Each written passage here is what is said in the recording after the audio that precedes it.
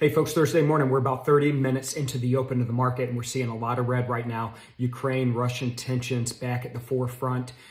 Talks this morning that there could be an imminent invasion of Russia into Ukraine. So it's got these markets spooked. We're seeing Dow Jones at the open here down over 1%. That's 450 points. S&P's down 55. That's over a percentage move. And then NASDAQ also down over 1%, down 194 points. You jump into some of the other markets, FX, we're seeing that dollar perk up as you would expect with this rising tension. And then oil market just getting absolutely hammered again today, down 2%, trading just above $91 a barrel in WTI. So volatility's back. We got a couple crazy days probably ahead of us as we try to sort our way through this uncertainty around these geopolitical pressures. That being said, volumes are also going to lighten up as we're heading into a holiday weekend. Markets, stock markets are closed on Monday. However, as usual, Nadex foreign exchange, our FX contracts will be open on Monday morning.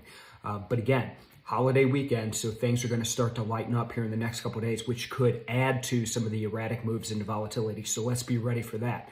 A lot going on. Again, earnings, Ukraine, Russia, inflation talks. Doesn't take much to get these markets spooked. So let's get into there today. Let's trade some of this price actions. Markets are hopping around, and let's get ready for tomorrow. All right, folks, I'll see you again in the morning.